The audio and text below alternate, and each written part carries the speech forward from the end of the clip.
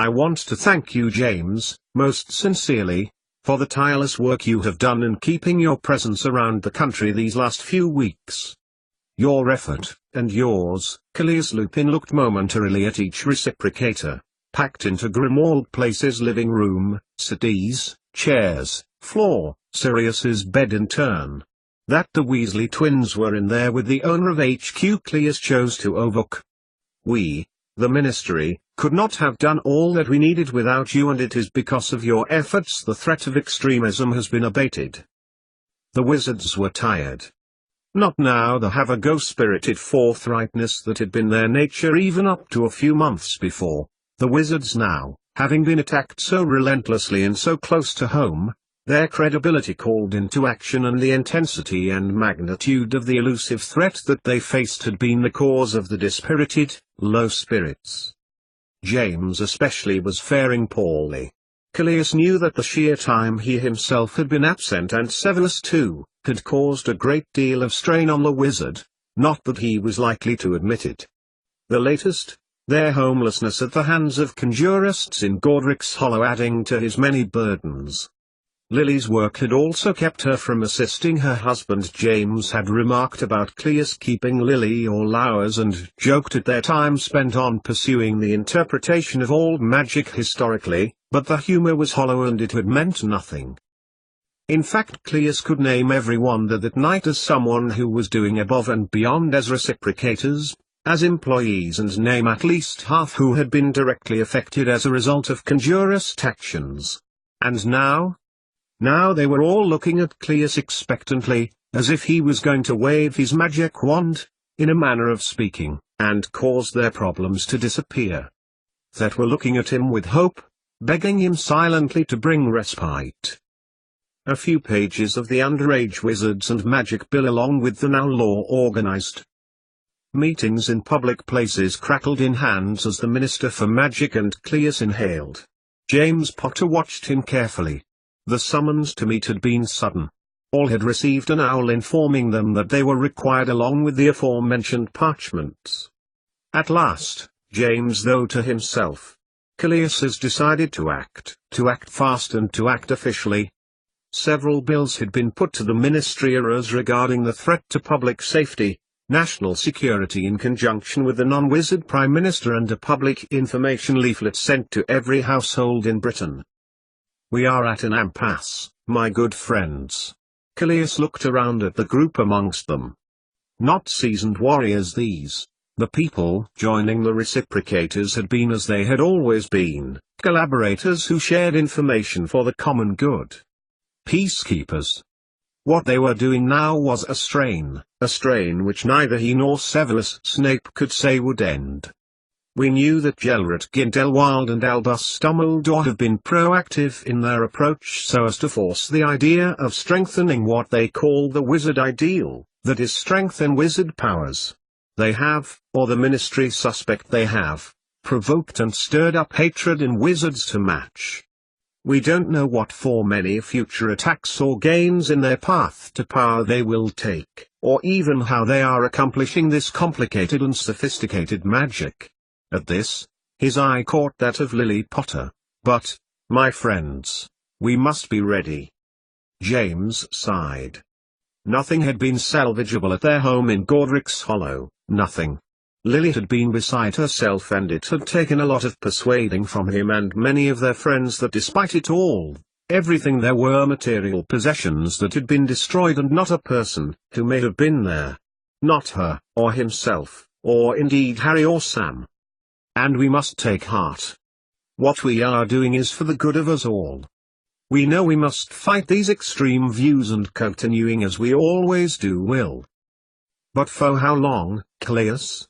Arabella Figg, her voice strong as she clapped her hands on the shoulders of Benjamin Words and Bathsheba Bradle. We are doing what we can, what we must for the good of humanity, but we can't continue to do this forever. Callias nodded, paced a little in her direction, before turning. We, with our good friend Lily Potter, and a good many other specialist witches and wizards, are working on several threads which should limit the dangers that you face every day and night. We are close to being able to limit their lines of communication, their call to arms, so to speak. But there are complications. The threat of conjurism is not merely limited to our country. In conjunction with the non-wizard government, who have given me autonomy in this regard, have pledged all they can do, but again, their power is limited. Practically, I have tabled these bills. Callias held them forward and they glided out of his hands before hurling themselves at head height as if suspended from the ceiling. Emergency powers have allowed the first, organized meetings in public places to be passed several days ago. It makes illegal the discussion of extremism, planning and preparing for acts of violence or terrorism towards people, both wizard or non-wizard, in groups. A group being defined as an assemblage of people whose number exceeds 3. Callias raised his spectacles as he read the summary from the still vertical act, and the presence of a person if the above take place is also deemed illegal whether he has been involved or not, by not disclosing this to the correct authority. Further, knowledge of such meetings and non-disclosure are also illegal. He glanced around at the wizards, though none appeared to have been visibly comforted by the news. Callias knew that they would feel a little more secure. In addition, involving, giving knowledge, allowing the presence of or inciting a wizard not yet of age in aforementioned illegality is covered in the Protection of Underage Wizards in Magic Bill, which will be in its final hearing in the Ministry before the Wizengamot this morning before ratification with the non-wizard government. This includes, practically, the streaming block applied by Severus Snape at Hedgewards. We believe, although we are not certain, that the portable pensieves have been, are or may be used to transmit conjurist propaganda, even extending to recruitment or radicalization of our young people. We have a duty to protect them, therefore, despite the inconvenience that this may bring. Indeed, Lo James, Riley. Practically every parent of a Hedgewood student would be using the pensieves to communicate with their child. Once they realized they could no longer do this and, heralded by the Daily Prophet, a protest, vociferous and outraged, had been set up, with many wizard signatories. He sighed. All this to protect the non-wizards, and look at how we are now. Well, he thought, as Callias stowed the legal writs, a week to go to Halloween. Sirius, who had been thinking the same thing, had shot him a grin. They were having their party at Grimmauld Place regardless. It was what they needed and, more importantly, something that Sirius could make himself useful with as he continued to recuperate. Tell me, Callias. Tunks stood up, her hair grey and limp. What of Cecilia? She is back in Durmstrang, we know this. Is it doing any good? A murmur arose slightly, before petering out. Cecilia is exactly where we need her to be. The Durmstrang staff have railed at the European regulations that they must share their communication with other researchers and academics. Given that the best minds study and work there, that work connected to old magic has originated from there, and that we suspect the connection to Grindelwald and Albus Dumbledore far deeper than it has been thought. Both, the school would have us believe, severed ties long ago, but we have reason to believe they are linked more strongly than this. Well, continued Tunks, folding her arms as the noise level arose again, if I were her I would be here if I could, with my son and stepdaughter. She couldn't just work there on a daily basis? Travel by flu? I mean, what exactly does she do there? She's not here as we risk our lives. Here, here, shouted Sirius, applauding his cousin. One or two others began to clap and nod in agreement. Conjurism. Mick Mullen was on his feet. The single word hung in the center of the group as soon as he had said it the assembled wizards' chatter ebbed to nothing. It has come to our attention that Durmstrang wish for a head wizard to be present in their castle to maintain their standards. To act as advocate on their behalf, to promote their purest values. What of the school children? Asked Bathsheba. Will their lessons be affected? Their lessons will not alter, this is the idea. They fear the sidelining of their ideals by European legislation. They feel that their ethos is being undermined and they want it to remain unalloyed. They are reluctant to collaborate because they fear their methods are being subject to scrutiny. A head teacher present at the school at all times is some measure of defense. Does Cecilia know this? Arthur Weasley's brow creased, the strain of the past few days making itself known. She will. She contributes much to the school and we have no reason to suspect her covert operations have been compromised. We suspect a conjurist with ties to Gellert Grindelwald will be appointed. Her position is unique. She is teaching science-related magic which the Durmstrang children need in order to pass their final examinations that will lead them to European ministry offices. Callias paused, his message beginning to sink in before moving swiftly on. Your collective endeavor over the past days and nights has not gone unnoticed. Worn faces counting minutes to rest or nourishment were waiting in anticipation. Exhausted hands curled around quills. Yet they still trust. A thought in the back of Cleus's mind pressed on him. Our agents within the Euro team, headed by Mick Mullen, Cleus gestured towards him and at this Mick gave a cheery wave, have pinpointed the reason for increased conjurist activity. Mick. Callias looked at the head of magical education and the wizard stepped forward, withdrawing his wand and flicking it towards windows, whose curtains instantly closed and his face shifted from easy charismatic charm to grave seriousness. The second's younger Mullen twin coughed for mock dramatic effect and some of the reciprocators giggled a little, the serious edge of the meeting having been shipped off a little. At first we believed the incidents of conjurism to be isolated, as have previously established, people pushing boundaries, being prosecuted and the case appearing in the prophet, others getting ideas of righteousness and entitlement to practice old magic and therefore, ironically, setting a retrospective course for the progress of magic, and so on. However, it was established that the conjurists in Britain had been operating with a leader from out of the country. To further complicate matters, there have been random copycat incidents. We have been coming down hard on all conjurism no matter how it arises, and this has caused unpopularity amongst some who believe imprisonment to be harsh penalty when their son or daughter was having a bit of a laugh. Mick paused, sipping from his coffee mug. Yes, I'm laughing, muttered Sirius starkly. It gets complicated still, as we have established that a counter-organization has been established, for wizards and non-wizards alike. Underground and subversive as the group it claims to oppose, but entirely without violence. He held up a sheet of parchment. They are also using similar tactics to conjurists to get across their messages. Timed meeting paper, using his wand. Mick revealed names and agenda items and a note at the bottom. He pointed his wand towards a hastily scribbled sentence, to duplicate this by hand for the non-wizards. So, concluded Cleus as Mick sat down, not only now do we have two extremist groups, at least one of them is, if not controlled by Grindelwald or Dumbledore, then they must have a link. James? James Potter lowered his hand.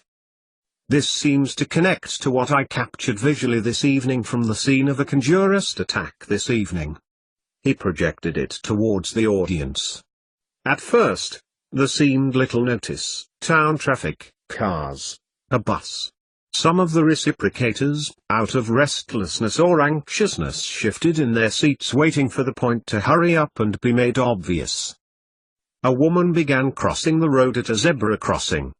Traffic had stopped for her. As she was nearly all the way across from one of the vehicles, a tall man steps out, points his wand at her and looks as if he is about to cast a spell. The woman turns and she appears to recognize him and moves her lips. The man lifts the wand and turns it on himself, disapparating. Forgive me. Bathsheba Bradle looked wearily between James and Cleus. I've done nearly 48 hours and when I get home I'm hoping to sleep for about the same amount of time. Please could you put the pieces together because I really can't write at this moment. Certainly, Sheba. Mick stood up once more, winking at the witch. Do you intend to go to bed alone? Just kidding, he added, as his cheeky comment was greeted with groans and, "Get on with it, S." We identified the wizard to be one Samson Doyle, a relation to the Blue Wits. He's been arrested in the past for petty affray and minor conjurism offences. Nothing to pin him down to what we suspect to be the big stuff that the Blue Wits are. However, from the image James captured, infiltrated from the town's CCTV, we have worked out who he was, and the identity of the woman he appeared to be attacking. The spell signature we could work out from the image, and it was interpreted to be the Cruciatus Curse. A sharp collective intake of breath followed. It was becoming common for conjurists to up the ante in their attacks. Yes, Pacificus totalus, commonly. But it was very unusual for the torture curse to be attempted in public. And the woman? Molly Weasley's dry voice gave life to the thoughts of many. Mrs. Anne Blewett, the wife of Mr. Blewett, to whose house you attended, Sirius. Callias looked over to the wizard, who said nothing.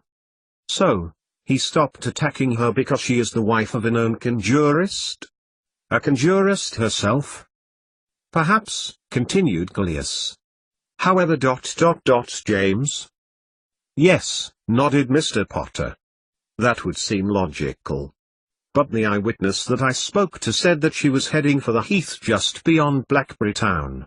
When I got there I expected to find a conjurist meeting in progress, with luck, or some evidence of it. However, I just found a pamphlet. Out of his robes James pulled a ragged paper, dog-eared and weather-mottled. News? Fight for the rights of all? Together we stand, magic and non-magic, all humans under one sun? It had to happen. Oh, this is marvelous. Arabella Figg, her elderly features which were normally cast solid in determined idiosyncrasy, erupted in rejuvenated joy as she spoke. We are not alone, no. She got to her feet and strode around the living room of 12, Grimmauld Place, shaking hands and hugging the reciprocators in turn. A great day indeed. We are not alone, Callias, she added, grabbing the wizard's hand as she stood by him. We have found the evidence Newers, or non-wizard resistance group before, continued James. Lily sent information gathered from Ministry archives. They are a long-standing peaceful group, comprising of influential wizards and non-wizards alike who push for peaceful solutions to conflicts within their respective communities. Clearly there has been a need for this of late. Indeed, interrupted Mrs. Figg again, her smile beaming lighthouse-like around them all again. So, does that mean then, that while Mr. Blewett is a conjurist, Mrs. Blewett is a ... newer? It would seem so. And instead of being cursed by her relative, continued James, he had unwittingly allowed her to continue to a meeting of people entirely opposed to his own beliefs. Ha! The irony.